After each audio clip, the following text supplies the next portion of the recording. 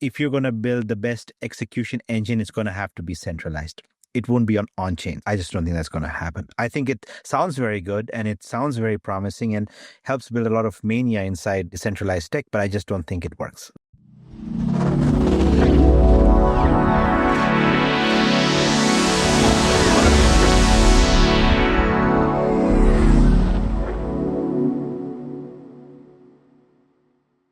Hey everyone, welcome to the Smart Economy Podcast, where we ask your favorite builders the questions you wish you could ask yourself. This is a production of neonewstoday.com, and I'm your host, Dylan Grabowski.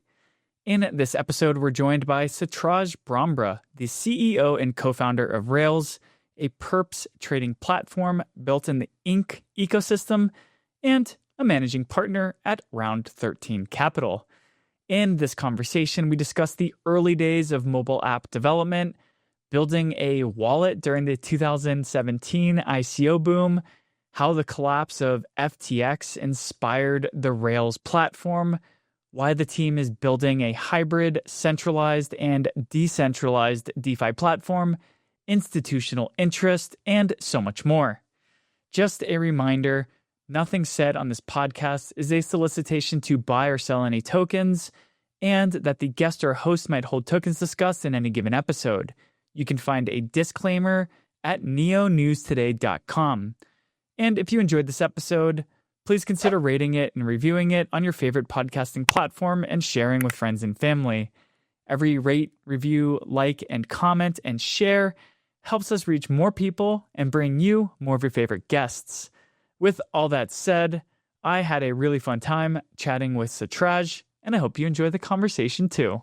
Hey everyone, welcome to the Smart Economy Podcast. Today we're joined by Satraj Bambra, the co-founder and CEO of Rails, and the managing partner at Round13 Capital. I'm really excited about this conversation today, Satraj, because you're one of the first projects building in the Ink ecosystem that I've gotten to chat with. And I'm also just excited to talk broader market stuff and what your perspectives are at Round13. With all that out of the way, how you doing today? I'm good. Thanks for having me. I'm really excited, like I was saying. I think you bring a really interesting kind of background to what you're working on right now. You're a developer first, and then you've kind of like migrated into CEOs of companies that you've successfully exited from. You're also a managing partner at a VC firm. So this is going to be kind of like a really interesting delve into a unique perspective into both of those kind of realms. But before we get into all of that, what was kind of your genesis story with Bitcoin and Ethereum? A lot of folks, and myself included, we first saw Bitcoin or we first saw Ethereum and we were just like, oh, that's cool, and then came back years later. So do you have kind of a similar story and like an aha moment that happened a little bit later, or how did you first hear about Bitcoin and crypto? Yeah, so that's pretty interesting. So Bitcoin for me was like, I saw it early. I didn't do anything about it early. It was like, this is interesting. I think I had a wallet on my Android phone that had a lot of Bitcoin that I completely lost because I lost the phone. So I think that's one of my stories, but I didn't even care at the time. So I was like, yep, that's cool. I think Ethereum was more interesting for me because I'm a developer, and it's like this decentralized computer, and that's sort of when I sort of got deep into crypto from like a builder's standpoint, and that was the point for me where crypto is kind of interesting. You know, the whole idea of having a decentralized computer, being able to move value transfer decentralized. It's kind of it was kind of cool, and that's sort of what got me really into crypto. So I think it was more Ethereum than Bitcoin, and Ethereum had a large community in Canada. It originated from Canada, so it's something you would sort of get into early if you're into all of this stuff. Yeah, did you have kind of skepticism though? I don't mean to like paint you into a corner, but like when you're speaking with folks who were already entrenched in the tech biz, they were already developing, in your instance, in mobile. Maybe this is kind of faddish like technology, and the first time you hear about it, you're like, oh, that's just buzzwords being thrown against the wall, or did you kind of have an open mind when you first stumbled upon Ethereum? I had an open mind. like, when mobile first came, like mobile apps first came, they were all pretty rubbish and they were funny. Like I remember we trade Fartcoin now, but back in the day you had the Fart app, right? So it's kind of like synonymous. It's very interesting. Like I was open-minded. I just found it really slow, cumbersome. But it's like you can see the value prop even at that time. No one sort of can come in the way. There's no middle. There's no sort of like central control party. So that part I got pretty early on, and that was the part that fascinated me. And with all technology, it tends to evolve and get better over time. And we are at that sort of point today, from where Ethereum sort of first came to market. What mobile ecosystem were you building in? Was it in Android or in No, iOS? iOS. I think when iOS first came out, I was one of a handful of people who actually did iOS apps when it first came out, I think in Canada. So it was a very small community. There was no tutorials. You had to learn from the Apple docs themselves. You programmed in Objective-C, not Swift. So you had to really go through and really understand what you're doing. And I think one of the things that creates when you build in that ecosystem is you really begin to care about user experience and design. And it's kind of like a core culture of your developer mindset when you build stuff. So when I sort of started building in crypto, the first thing I noticed is it's very cumbersome and it's just the user experience is flawed big time. Sort of gotten used to that over time, but that was sort of like the way I started sort of building in the crypto space. And when we built BlockAQ, one of the reasons for building on Stellar was it was faster, the API were better, and you could build a better mobile experience on that. So that's sort of like how I went into that sort of process. Nowadays, we kind of have, or you can find a lot of issues that people have with the Apple Store and the kind of like the fees that they take and these issues with centralization. Back in the day when you're just starting to build these iOS mobile apps, was that even a concern at all? No, I think back in the day you were just building because it was novel, it was new, and it was fun. Like, and there was a lot of demand. So our first company that got acquired, we were doing apps for all these different startups and clients, and I just wanted to keep building and building and building. So as more work came, we built more, and it was a lot more fun just building and sort of exploring the tech as it begins to mature, and that was, I think, the really fun part of being early in mobile. How about being early in Ethereum in Canada? As you mentioned, like that's where Vitalik's from.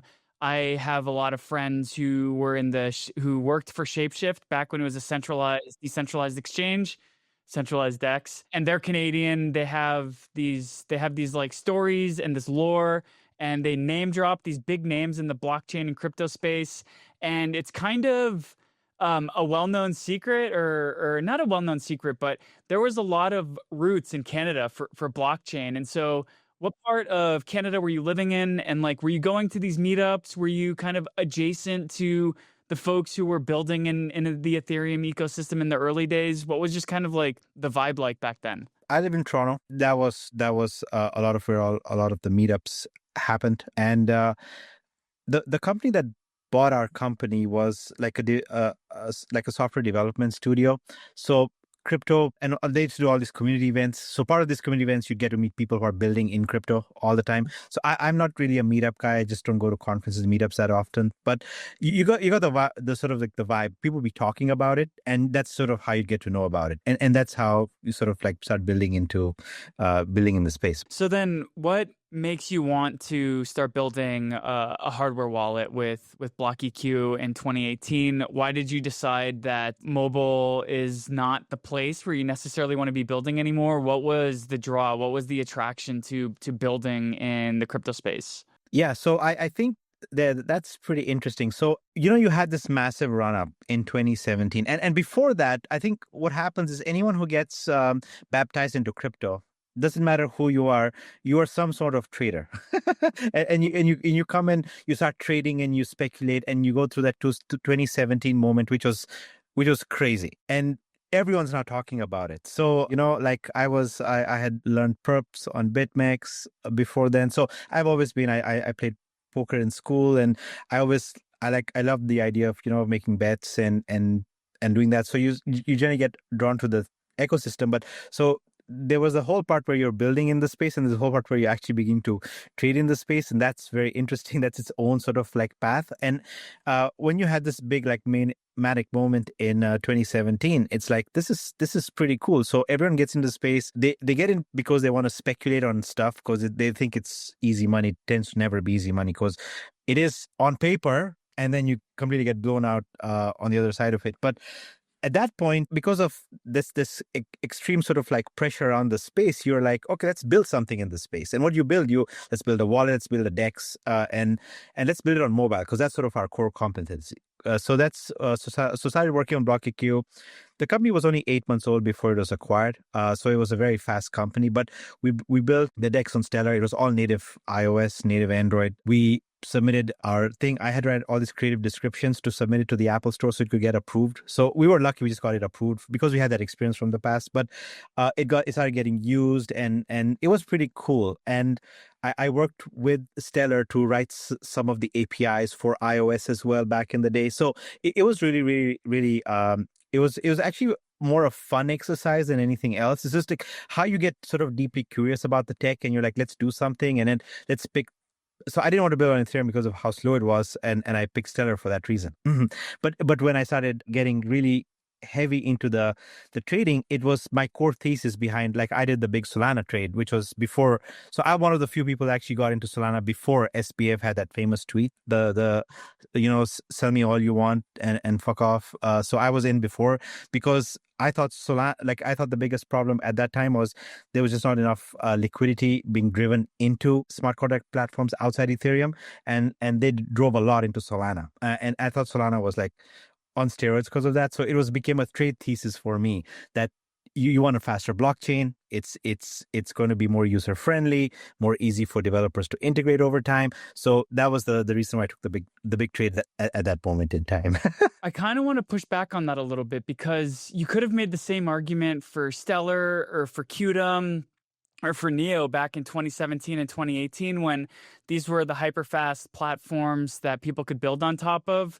But like, we just saw the market stop caring after the bubble popped in 2017, 2018. So what gave you the confidence? And I'm not necessarily like asking for trading advice here, more like maybe your perspective on the market. What gave you the confidence that like 2021, when Solana was like just starting to emerge as like the third blue chip, I would argue, what gave you the confidence that like, okay, now 3 years later, it is time for a highly scalable, performable smart contract platform to actually take hold and to have feet in a pretty irrational speculative market? I think it's basically exchange-driven liquidity, and I think that was missing completely from the 2017 sort of era. So here you had FTX, fastest growing exchange of all time at that moment in time, come in and say, we're going to build Serum, we're going to build all this stuff, and we're going to use it Solana. So they had this direct linkage of liquidity. And when you have that, that's going to basically drive it, because liquidity creates value in different ways outside just trading in crypto. It drives a lot of people into the space. You've seen this sort of happen with Pump.Fund recently. So they decided with the speculation, and now they're like a streaming tech with tokenization built in, which is kind of cool. And I thought that's sort of, it's the exact same effect back in the day with FTX and Solana. So like, if I could also just kind of pull on this string a little bit, why haven't we seen like Binance Smart Chain really take off? It did. There was a bit of it. So if you looked at the BNB run back in the day, it's when they sort of took Binance Smart Chain. It went from $30 to like $600. That was a big run, and sort of maintained that value ever since. So that exchange-driven liquidity creates big, strong value props over time that create that sort of appreciation that doesn't run away, and that was the sort of like the big difference between those that had it and those that didn't have it. Right. And I mean, even it's September 2025 right now for anyone listening to this in the future, and BNB just kind of hit all-time highs again last month. So it's quietly like moving on the run up. Why? What's your perspective? Why is like the BNB asset and the Binance ecosystem just quietly chugging along and moving higher and up and to the right? That's a difficult one to answer, because it's always been doing that. If you look at it, it tends to get bought up. it's Binance biggest exchange. I don't know the smart contract activity on Binance Smart Chain looks like. I do know that what caused the big run, the one from 30 all the way up to 3 or 400 was because of the sort of like the smart chain sort of integration into Binance and then pushing it. Here in the West, like we never really hear about BNB or Binance Chain or anything like that. There's a total bifurcation in information being shared kind of between the East and the West. And Binance is like the world's centralized exchange. And then and we'll get to this in a bit, but we have like Kraken, Coinbase, and Gemini in the US basically. So like, I guess, are we entering a point now and with pro crypto legislation in the US, like, are we getting to a point where we're going to be able to open the doors for US based exchanges to have their own chains and their own ecosystems that can kind of like silently grow like Binance Smart Chain did? Yeah, I think you're seeing that with Base now. I think Base is obviously good. I always knew when Base launched that they were eventually going to do a token, and I think they talked about having the Base token sort of coming in, and then you see that with Kraken Ink.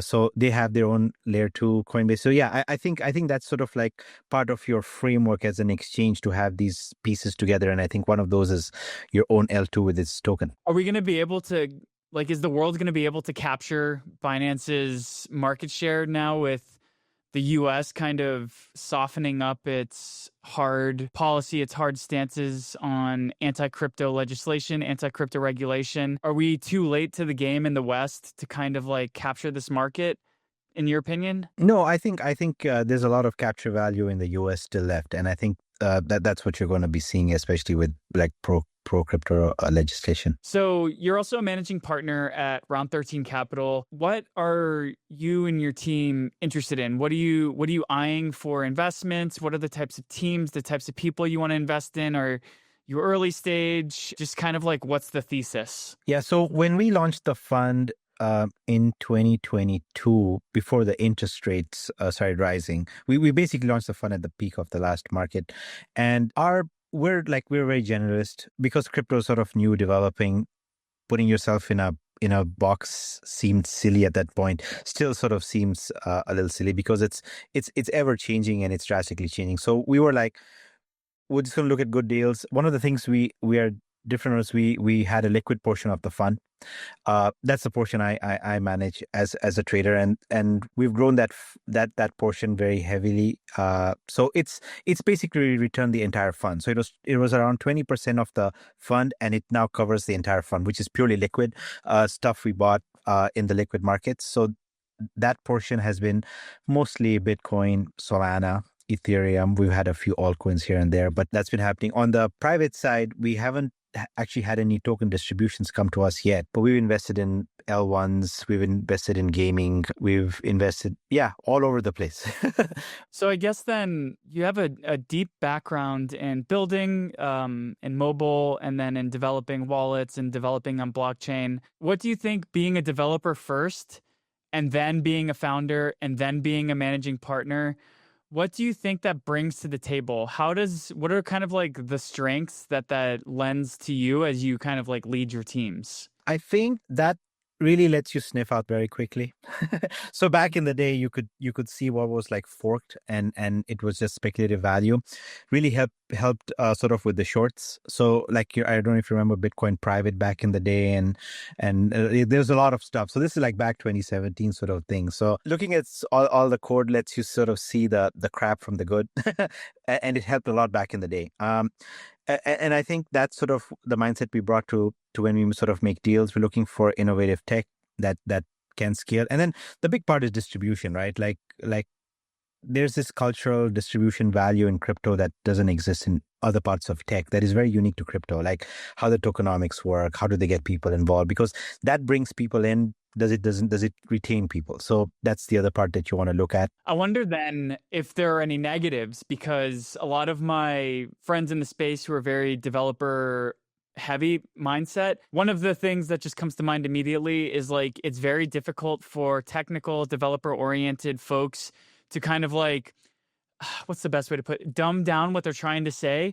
because they speak so technically that already you miss a large part of the market. So I guess the other side of the coin is, where has being developer first kind of like acted as a hindrance or provided friction into how you operate? Yeah, so I think being developer first and speaking all the mumbo jumbo that comes with being like a hardcore developer was very good between 2017 and 2021. Everyone in the space outside you is a speculator. So the smarter you sound, even if you have no idea what you're talking about, everyone was like, this dev's going to win. And that was the end of the story. So no one cared about whether your product actually has users. Does it make revenue? It was like, and that sort of tends to happen with the early onsets of technology, right? You want to find the smartest people who are building in the space. It's kind of like AI back in the day as well, versus AI now. And you just go out and you try to invest in those people and you shield their coins. And most of them are like frauds, and they have themselves have no idea what they're building. So I think that's the net negative. Today, I think as we're sort of converging, as crypto sort of converges with TradFi, crypto is also converging on its expectations around what is a good product that has users, that has revenue. And I think that stuff's becoming more important. So launching a token is much easier now than it was back in the day. And now it's like, the reason meme coins have done well is they don't even have the mumbo jumbo. Like we've dumbed it down to the dumbest we can get, which is, this is just some coin. We'll call it useless, and we'll build a community around it, and we'll send it to the stratosphere. And there's no technicality involved. It's all culture and accessibility and how you can spread that value prop around that, the culture of the coin. So I think being overly technical now is a massive negative, unless you have a path to creating an amazing company that has a lot of distribution. And I think that now is like borderline, like sort of like matching with the rest of tech. Like you actually have to build something that's valuable, that people care about, that people will use, and you will generate revenue. Otherwise you won't survive, because your token doesn't have that speculative stance anymore, because there's too many of them, too much fragmentation. Yeah, there's 13 million plus tokens these days. And I would actually argue that the past 4 years in the US have been pretty detrimental towards building in the US and projects and founders wanting to launch here. And it is because of that anti-crypto stance that our regulators had that pushed out any sort of objective utility behind tokens and made it easier for meme coins and the speculative meme coin mania to kind of pop off. Because if you're launching a token in the US and you don't guarantee any utility, you don't have any team behind the product, it's just for memes and lols only, then you're not really running into any SEC or CFTC regulations or having to deal with them. So while it's kind of like funny and for the memes, haha, and it's really easy to launch a meme coin, I think that was also a direct result of kind of the regulation that we were seeing over the past few years. So has that changed? Like, we still don't have a market structure bill. We just saw a stablecoin legislation go through, but that won't even take effect until 2026. You have relocated from Canada to the US to build your company out here.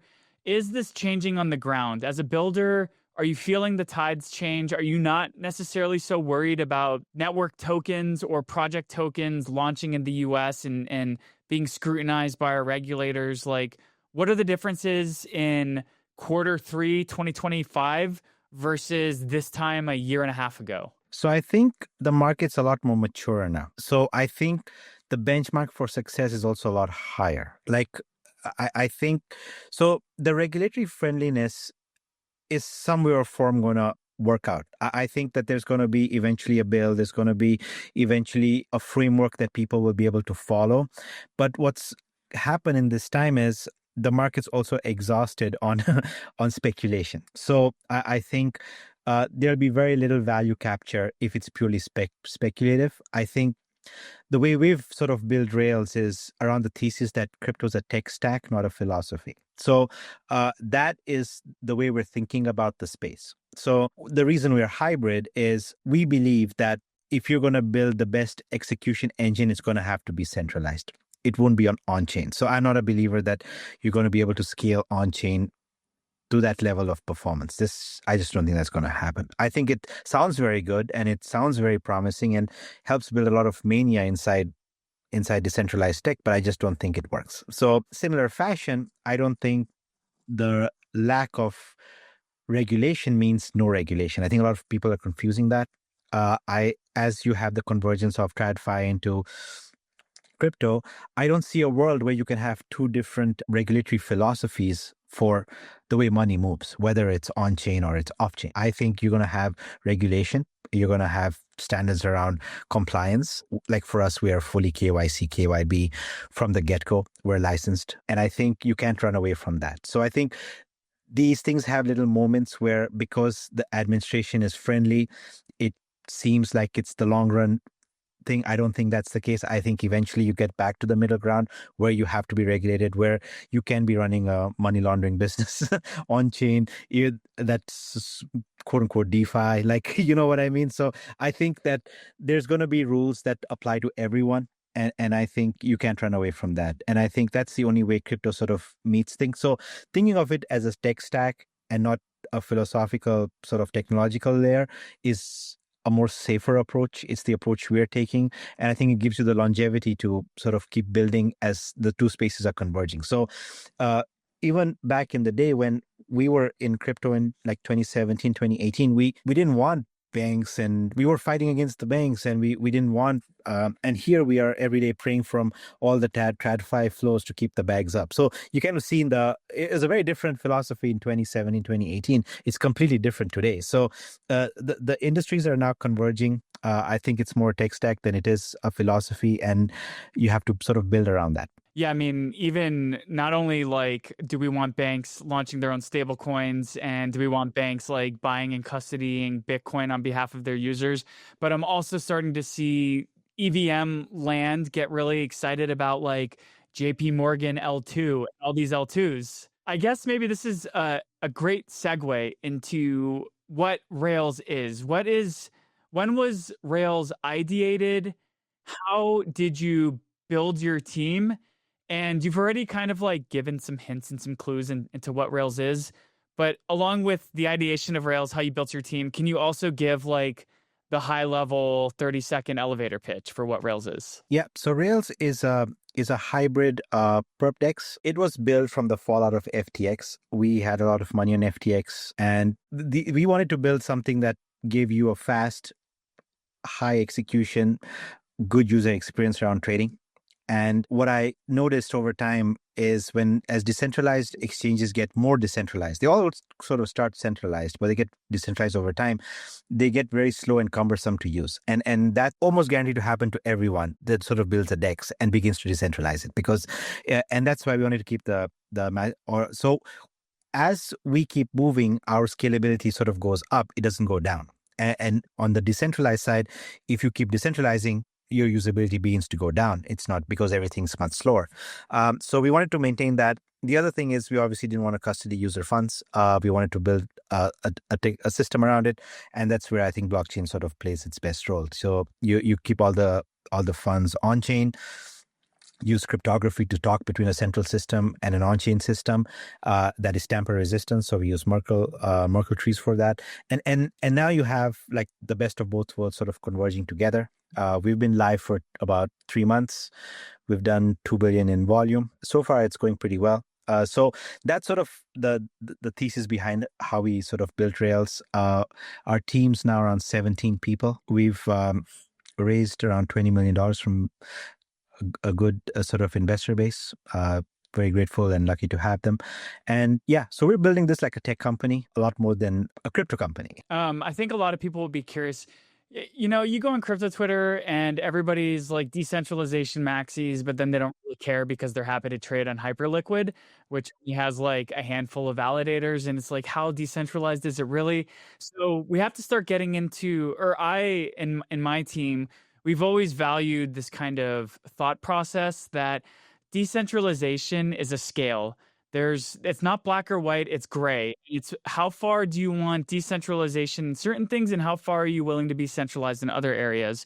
So you already kind of mentioned that you want users to maintain custody over their assets. So this is the decentralized on-chain perspective.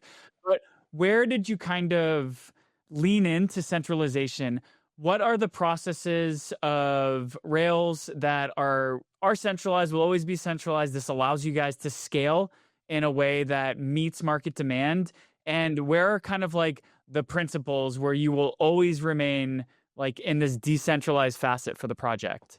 So for us, the order matching has to be centralized. We scale each of our markets independently. We have this infrastructure that we've built to do that.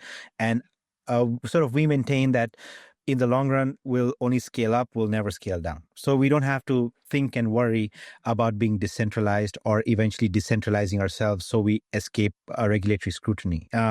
We have KYC and KYB built in. We have a compliance department sort of set up. So we operate like a centralized exchange. So that part, and I think that's sort of how you sort of live long into the space. What we are unique in is we have on-chain custody. So users deposit into a smart contract, heavily audited, highly secure.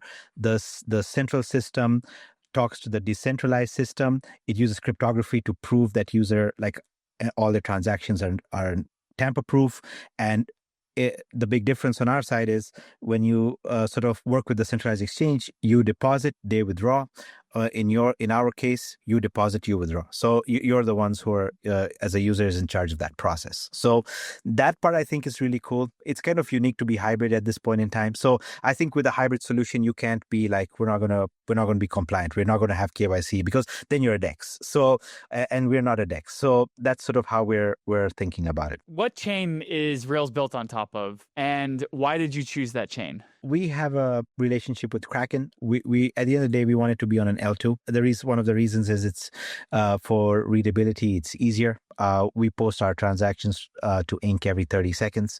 That sort of is the system responsible for all our withdrawals and deposits. And Kraken's an investor in our token round, and it sort of all came together. Ink is built on optimism, much like Base. It's pretty much the same thing. So yeah, it worked out with us. We wanted to have USDT. It's more accessible everywhere, and USDTO has a very nice sort of setup on Ink. So it all worked out. So Ink's pretty interoperable. I mean, any OP stack L2 is pretty interoperable. You can just go into MetaMask and turn on the network. But like when people think of American exchanges and it's L2, Coinbase and Base comes to mind. But Jesse built Kraken, and Kraken's a phenomenal custodial exchange. It's been around for a long time. I mean, anybody who's using Coinbase should also be using Kraken, not financial advice. You're kind of like a vanguard in like, I really don't want to sound negative on Ink or anything, but it's like the number 2 right now. Base already launched, and then like, oh, Ink is launching too.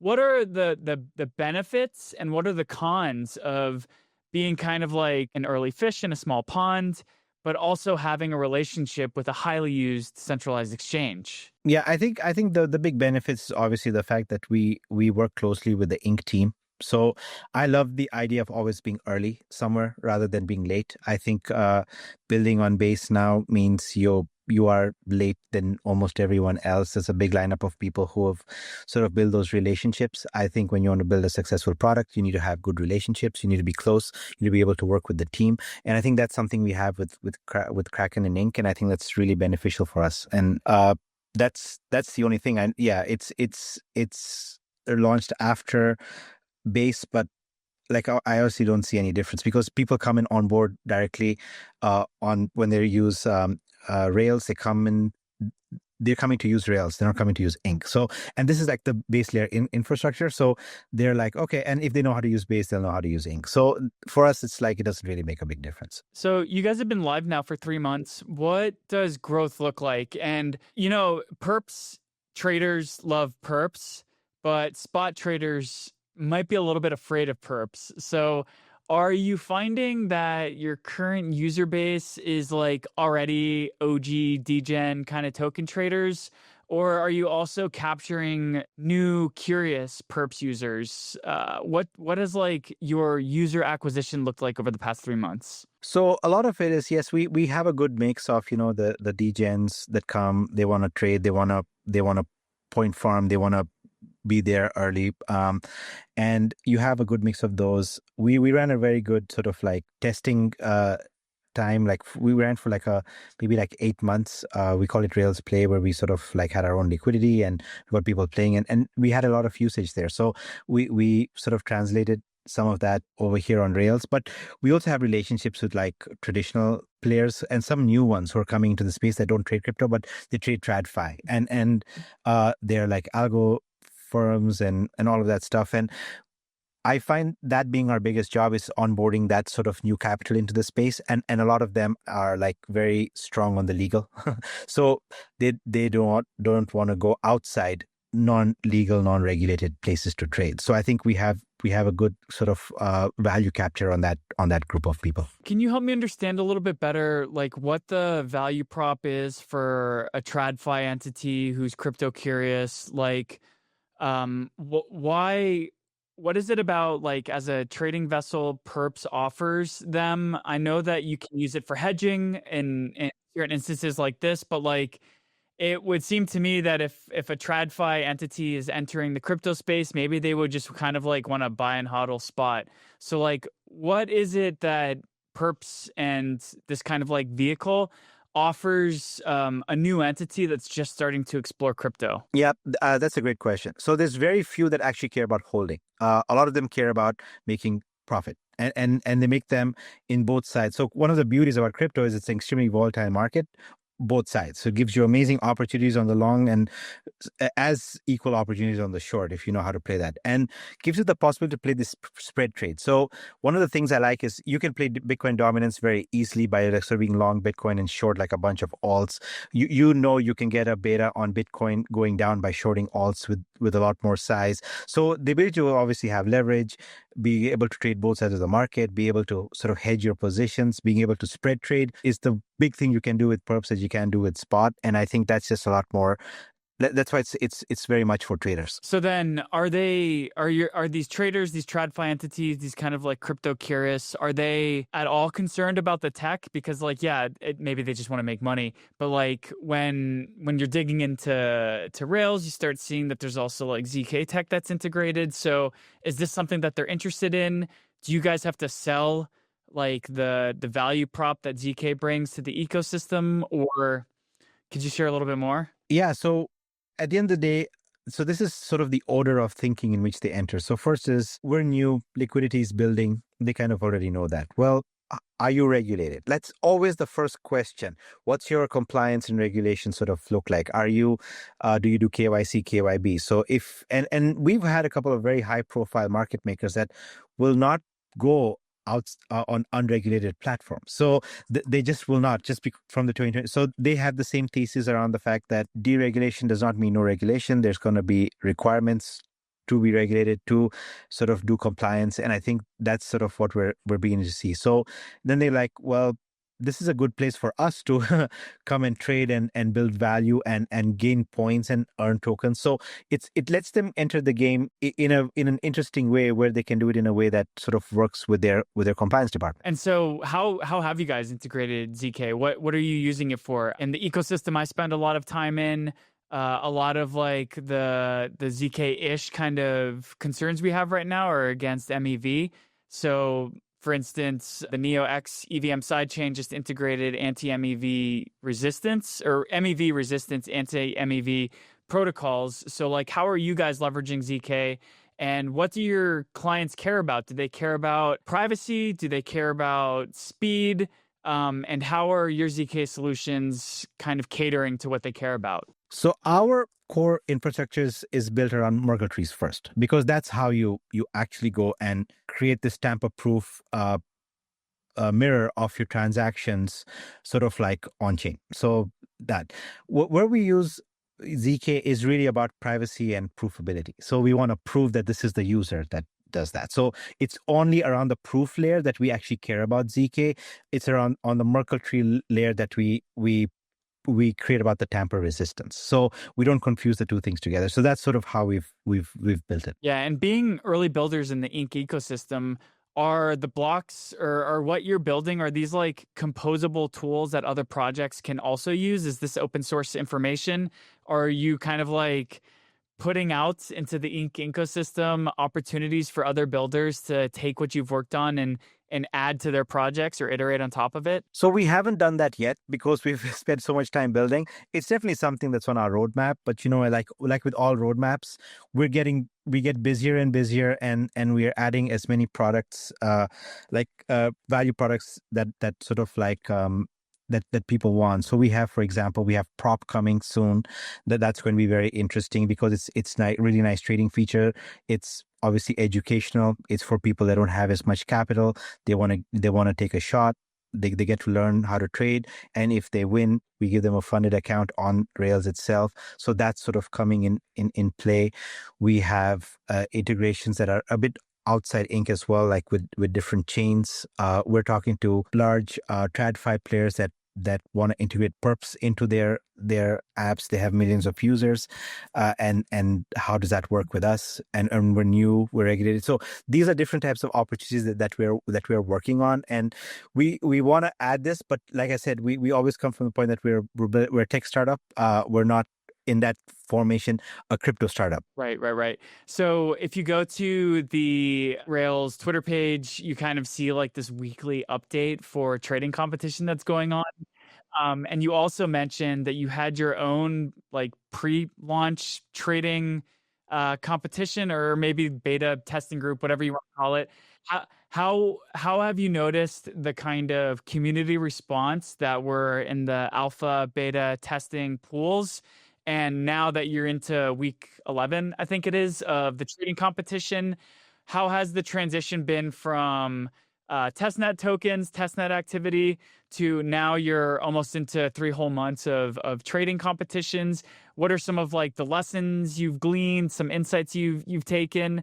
What are the users who participate week in and week out saying? Yeah, so I think so far the response has been very good. Like we've been pretty happy with it so far. One of the things we did intentionally is we didn't go out and start building this big Twitter followings, by the followers. Like this is whole sort of system that people run to build their followings and stuff. We just wanted to build something valuable, like a normal tech company would, and get people who actually want to trade and use the system.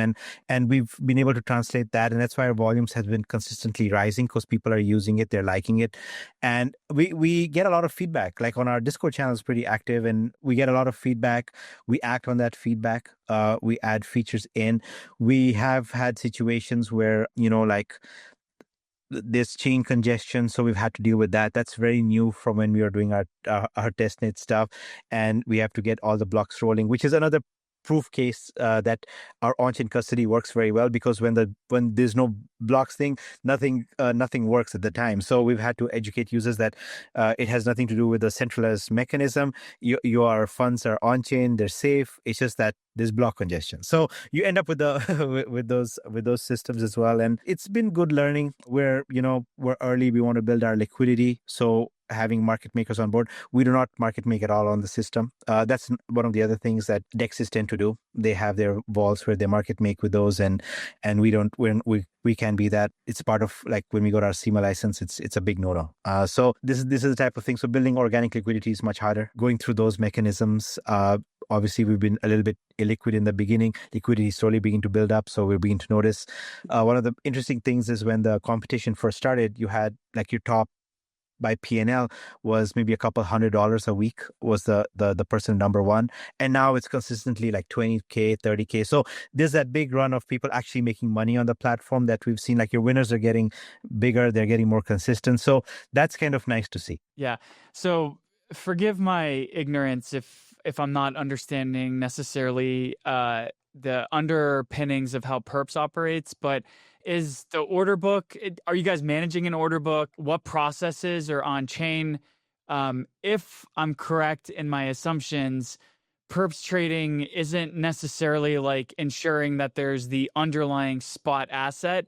It's more of like a futures-esque type price. So are you guys having to maintain an on-chain order book, or like what are the trading processes on chain that you guys have to watch out for and make sure that there isn't that much congestion?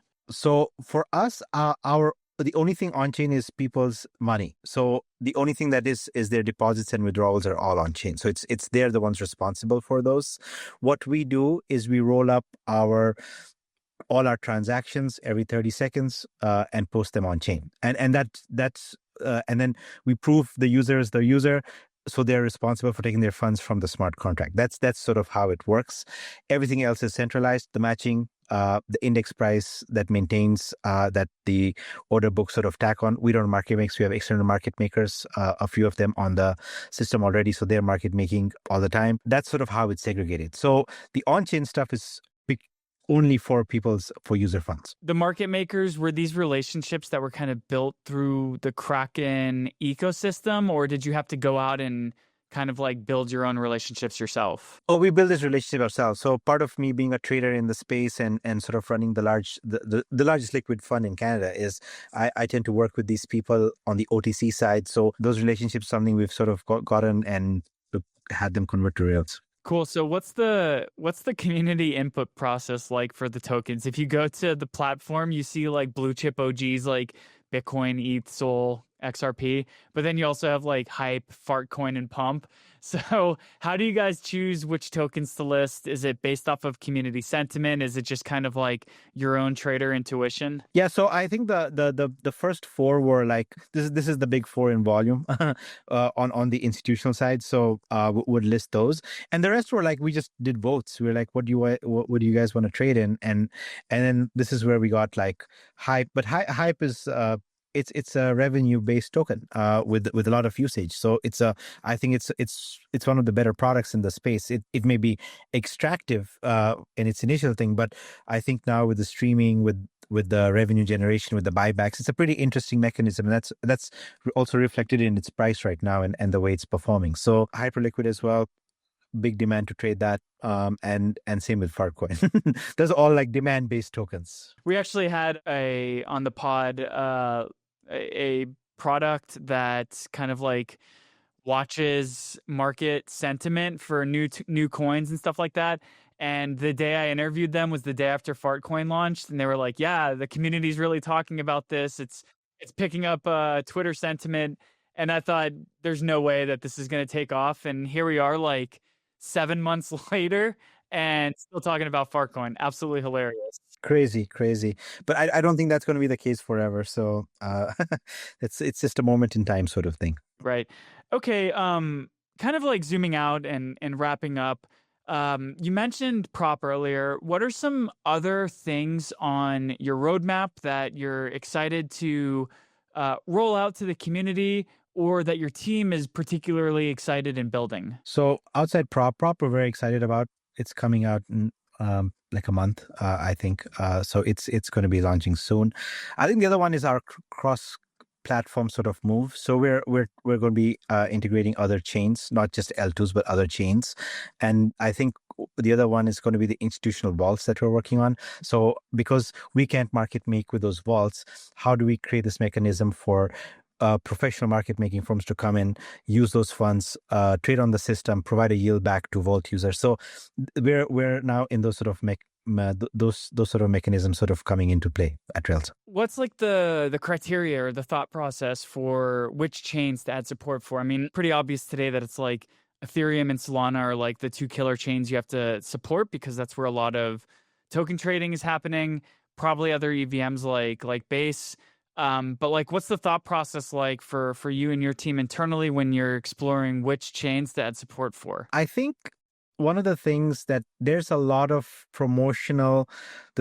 capital in chains that people know that typically they don't use as much, where they're looking to build on their use cases, and we offer sort of like the perfect venue for them to come and integrate into that. They want to be like, how do we participate in this perp thing? How do we build our user base? So I think there's a lot of opportunity around outside the Ethereum and Solana, where everyone is, to where everyone can go, or can sort of like, you can use that sort of as a growth engine for Rails. So that's sort of something we're exploring. Cool. I do want to kind of get your perspective as you've been around the Ethereum ecosystem for quite some time now. You probably rubbed elbows with some of the OG builders in the space. Ethereum this year in 2025 has had a light and day kind of narrative. At the beginning of the year, it was a dead chain that the ETH token couldn't accrue any value. All the L2s were hyper extractive. They were vampire attacks on the L1 network for activity, on the L1 asset for value accumulation. And then over the past 3 months, it's witnessed this kind of like resurgence of love, largely driven by this kind of institutional level plays that like Tom Lee has made for ETH the asset. All this to say is it's had a dichotomy of a year. It's had a terrible name. It's had a terrible smear against its name, and then this phenomenal resurgence. So what's your outlook on Ethereum as L1, as a technology, and also Ethereum as an asset? I think that's that's the way I've been thinking about it. So even when it came to us actually doing the trade on Ethereum, so as you know, in crypto, price is the first part. It's like price, narrative, and fundamental. I think that's sort of like how crypto tends to work. So as long as the price is performing well, the asset is great and the fundamentals are strong. When the opposite happens, don't want to own it, it's going to zero, right?